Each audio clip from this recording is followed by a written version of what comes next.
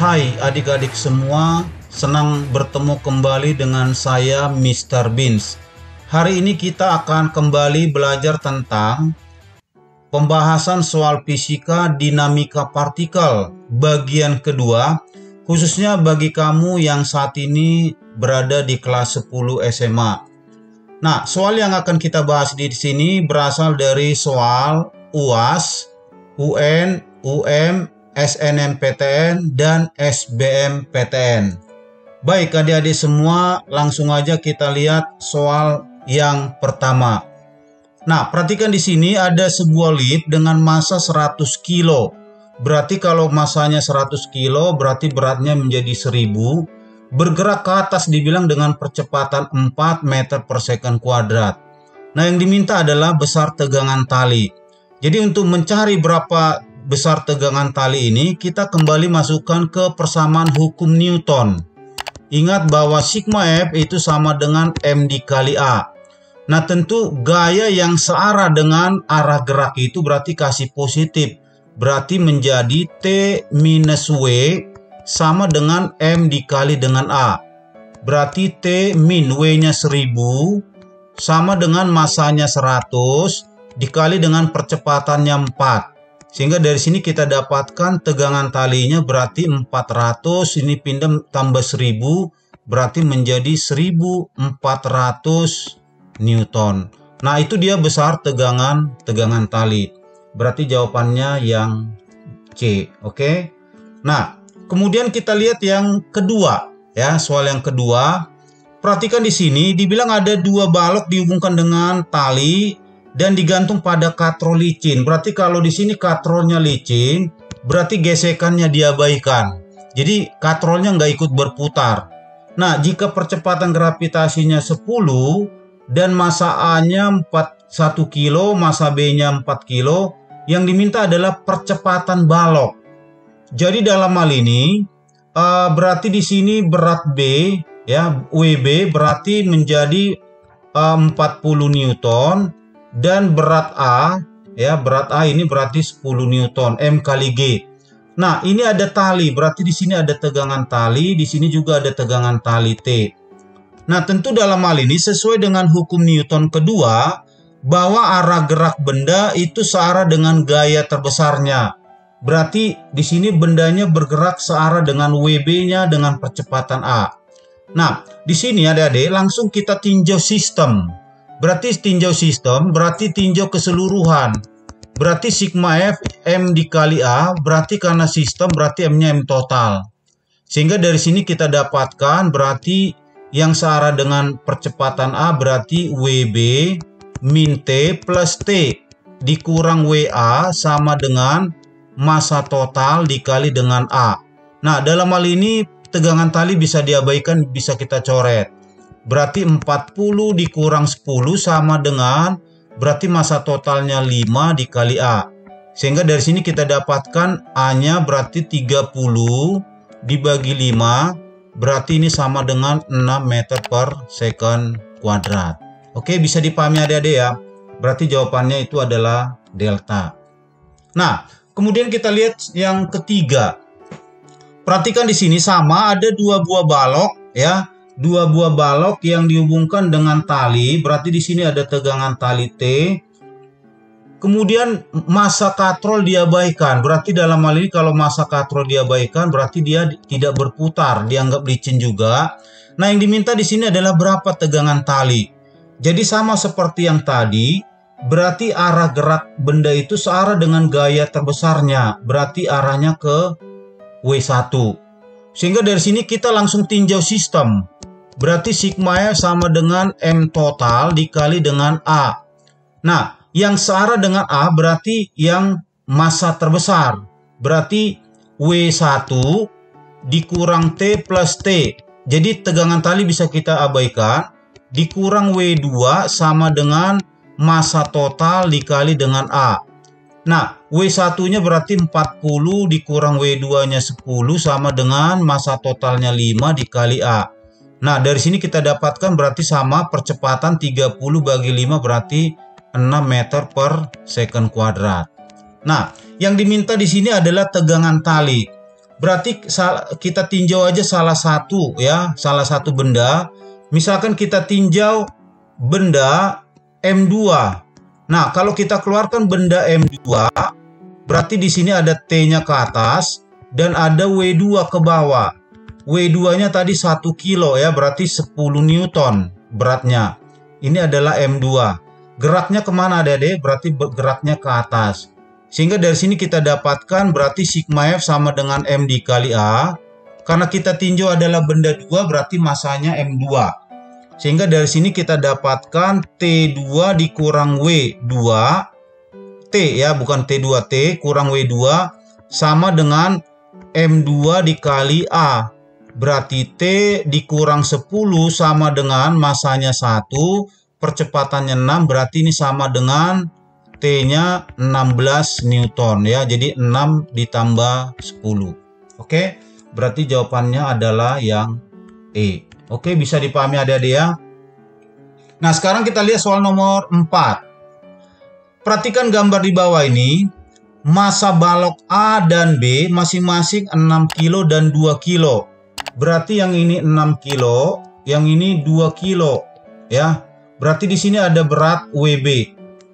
Nah, jika percepatan gravitasinya 10, berapa percepatan benda dan tegangan tali? Jadi dalam hal ini benda ini bergerak tentu karena ada gaya tarik dari WB-nya ya, gaya tarik gravitasi, berarti arahnya ke bawah dengan percepatan A. Nah, ingat di sini ada tegangan tali T, di sini juga ada tegangan tali T. Sehingga dari sini kita langsung tinjau sistem ya, kita tinjau sistem, berarti sigma F sama dengan M dikali A, berarti M-nya M total. Sehingga dari sini kita dapatkan WB minus T plus T. Ya. Nah, di sini gesekan diabaikan karena licin, sama dengan massa total dikali A. Ini kita coret ya, berarti menjadi 20 sama dengan massa total, berarti 2 tambah 6 itu berarti 8A. Ini kita bagi 4, berarti ini 5, ini 2 ya. Berarti A-nya menjadi 5/2 meter per second kuadrat, atau sama dengan 2,5 ya. 5/2 berarti sama dengan 2,5 meter per second kuadrat. Nah, yang diminta juga tegangan tali, berarti kita tinjau atau kita keluarkan salah satu. Misalkan kita tinjau benda yang A. Berarti kalau kita keluarkan benda yang A, berarti gaya yang bekerja itu hanya T-nya aja. Di sini dia bergerak ke kanan. Sehingga dari sini kita dapatkan sigma F sama dengan M dikali A, berarti massanya massa A. Maka dari sini kita dapatkan T, langsung aja massa A-nya di situ 6, percepatannya 2,5 berarti 5/2. Ini kita bagi 2 berarti 3, berarti ini sama dengan 15 Newton. Berarti dalam hal ini tegangan talinya 15, percepatannya 2,5. Berarti jawabannya itu adalah yang B. Oke, bisa dipahami adik-adik ya, masih gampang ya. Nah, kemudian kita lanjut ke soal berikutnya. Perhatikan di sini 3 buah massa 1, 2, dan 5 kilo diikat dengan tali dan disusun di atas bidang licin. Berarti ini bidangnya licin, berarti gesekan diabaikan.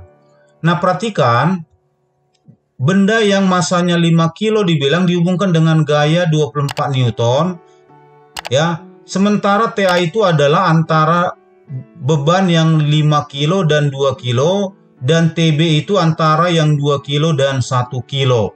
Nah, yang diminta adalah berapa TA dan TB-nya.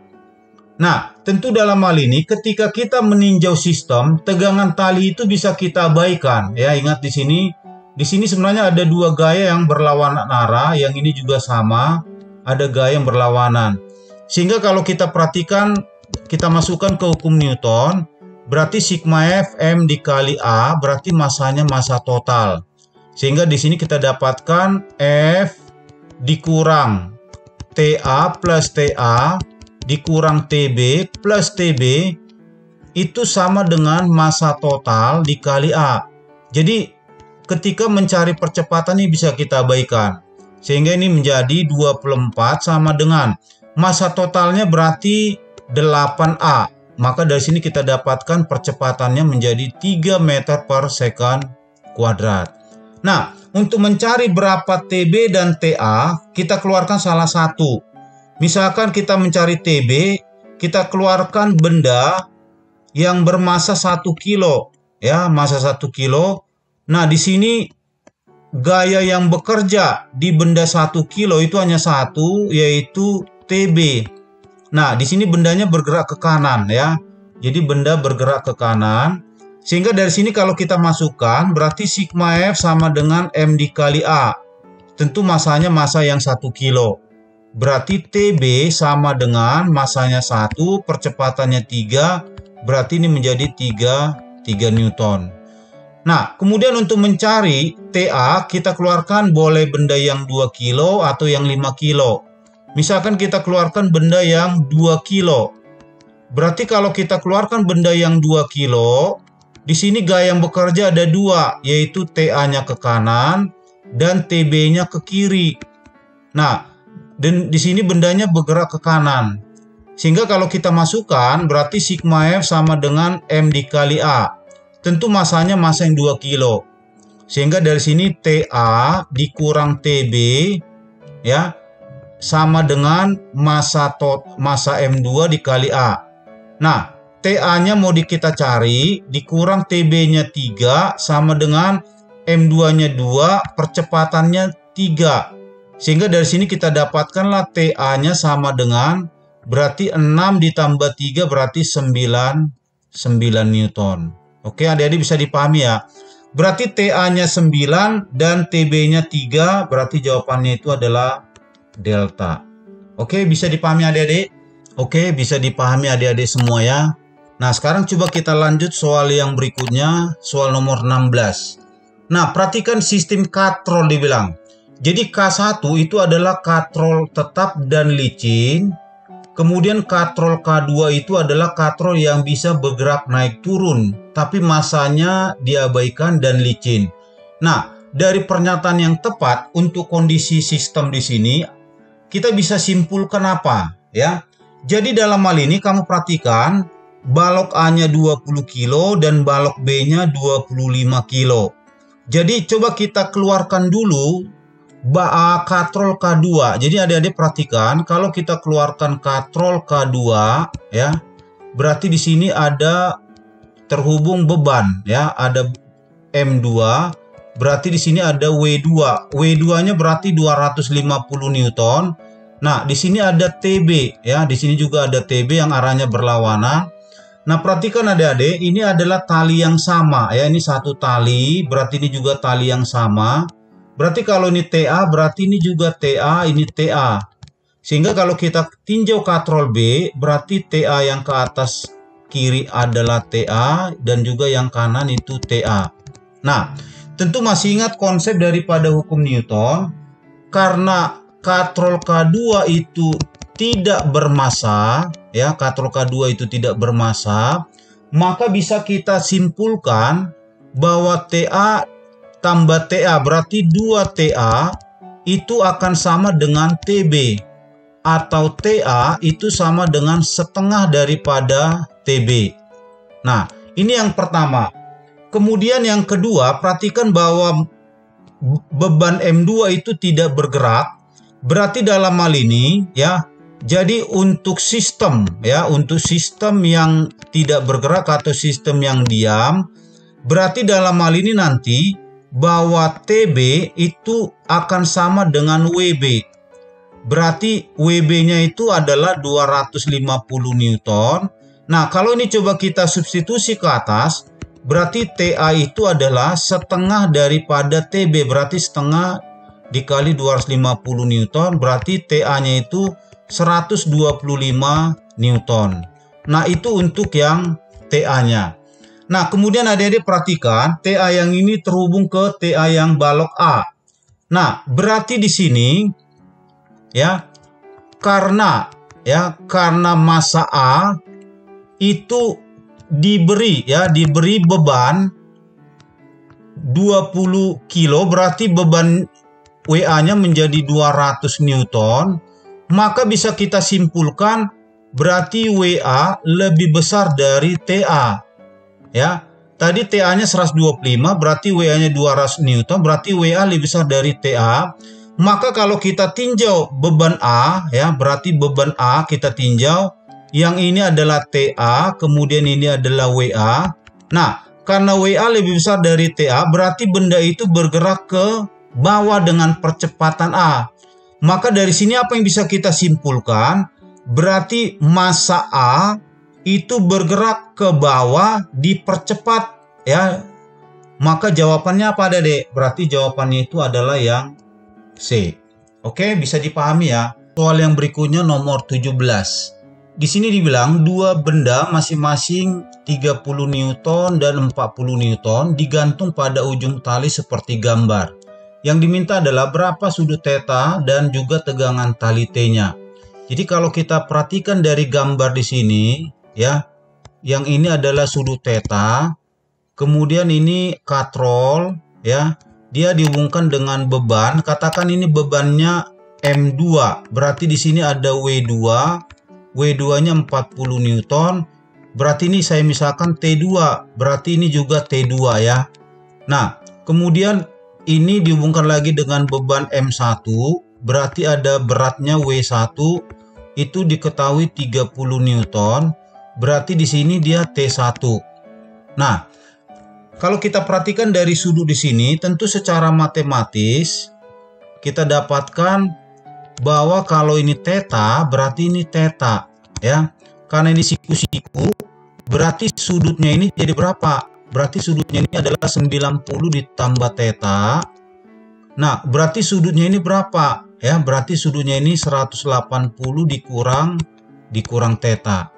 Nah, ini adalah tegangan tali T.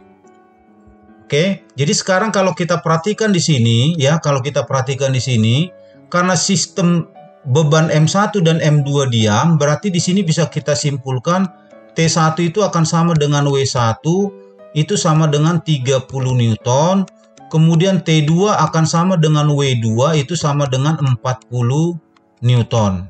Nah, jadi untuk mencari berapa sudutnya dan juga tegangan tali T, kita langsung aja gunakan lebih mudah itu dengan aturan sinus. Nah, sekarang perhatikan di sini bahwa T1 dibagi dengan sudut di depannya. Berarti di depan T1 itu adalah 90 ditambah theta, berarti sinus 90 ditambah theta itu akan sama dengan T2 dibagi di depan T2 itu adalah sudutnya 180 dikurang theta. Nah, ingat adik-adik, secara matematis bahwa sinus 90 tambah theta itu sama dengan cos theta.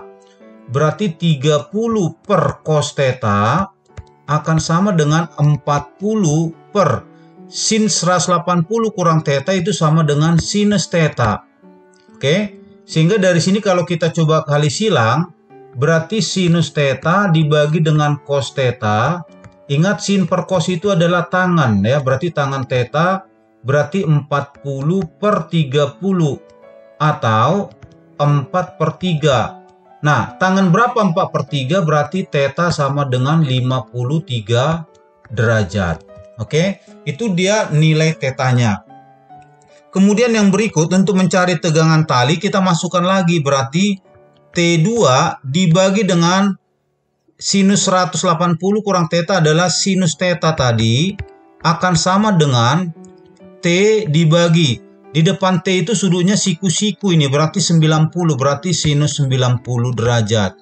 Nah, T2 tadi 40 berarti 40 per sinus 53 berapa? Berarti sinus 53 itu adalah 4 per 5 akan sama dengan T per sin 90 itu 1. Nah, ini kita bisa coret sehingga kalau kita kali silang berarti T akan sama dengan 10 dikali 5 berarti 50 Newton.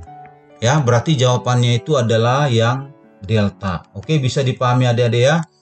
Nah, sekarang kita lihat nomor 18. Sebuah lemari didorong di atas lantai kasar, ya. Tapi dia tidak bergerak. Nah, pada kondisi ini yang diminta adalah besar gaya gesek yang timbul ditentukan oleh apa?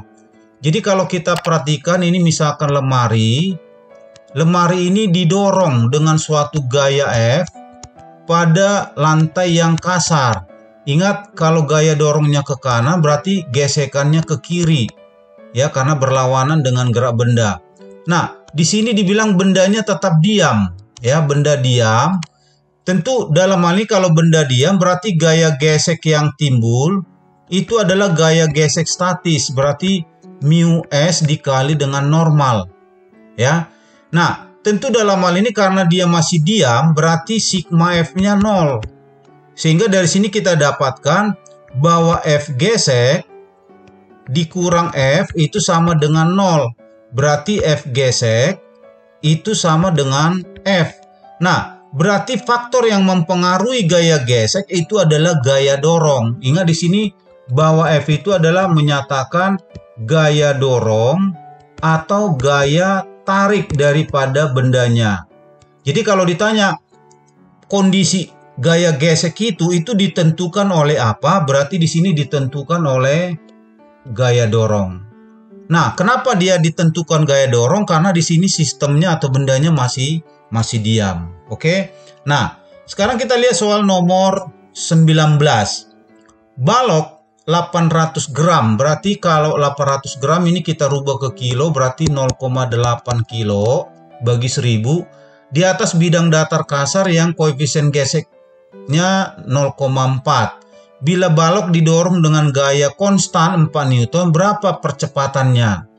Jadi kalau kita gambarkan ini balok, ya, masanya 0,8 kilo. Nah, ini ditarik dibilang, ya, ditarik mendatar dengan gaya konstan 4 Newton, berarti gesekannya ke kiri. Nah, berarti di sini bendanya bergerak, berarti gaya geseknya itu adalah gaya gesek kinetis. Nah, yang diminta adalah percepatan. Jadi dalam hal ini coba kita cari dulu gaya geseknya. Ingat, gaya gesek koefisien gesek kali dengan normal. Nah, tentu gaya normal pada suatu bidang datar itu adalah berat benda. Berarti gaya normalnya itu menjadi 0,8 dikali 10 berarti 8 Newton. Ini dia gaya normalnya.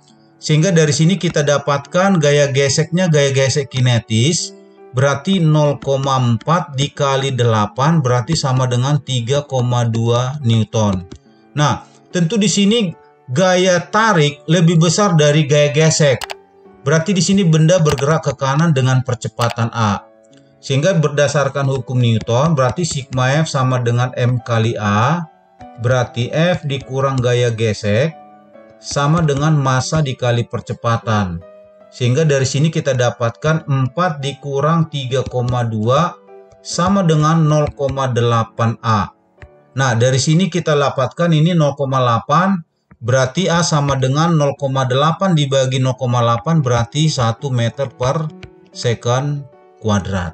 Oke, berarti jawabannya itu apa, Dek? Jawabannya itu adalah B. Nah, kemudian kita lanjut yang berikutnya. Nomor 20. Benda dengan massa 5 kg berada pada bidang datar kasar, mu S-nya 0,4 dan mu K-nya 0,2, gravitasinya 10. Bila benda diberi gaya horizontal tetap 15 Newton, nah, besar gaya gesek yang bekerja pada benda. Jadi dalam hal ini, coba kita uji dulu, ya, kondisi daripada benda. Tentu masih ingat, kalau gaya tarik atau gaya dorong lebih kecil dari gaya gesek, tentu di sini bendanya kita anggap masih tetap dalam kondisi diam. Jadi coba kita cari dulu atau kita uji, cari dulu Fs-nya. Fs itu berarti mu S kali normal. Ingat tadi gaya normal itu pada bidang datar itu sama dengan berat. Berarti 5 kali 10 berarti 50 Newton. Sehingga dari sini kita dapatkan mu S-nya itu adalah 0,4. Kemudian beratnya itu adalah 50 Newton. Berarti ini sama dengan 20 Newton. Nah, perhatikan di sini ternyata bahwa gaya gesek statis lebih besar daripada gaya dorong atau gaya tarik. Berarti di sini bisa kita simpulkan bendanya masih diam. Berarti kalau bendanya diam, berarti sigma F-nya sama dengan 0. Oke, bisa dipahami adik-adik ya. Sehingga dari sini kita dapatkan berarti F dikurang gaya geser statis ini sama dengan 0. Berarti dari sini kita dapatkan gaya geser statis sama dengan F, berarti sama dengan berapa? 15 Newton. Jadi di sini diminta apa? Gaya gesekan yang bekerja pada benda berarti itu sama dengan 15 Newton. Berarti ini sama dengan B. Oke? Bisa dipahami sampai sini adik-adik ya. Jadi demikian yang bisa Mr. Bin sampaikan. Kalau adik-adik kurang paham bisa nanti komentar di kolom chatnya. Kita bertemu kembali di bagian yang ketiga dari dinamika partikel ini. Oke, terima kasih, tetap semangat, sampai ketemu. Thanks you.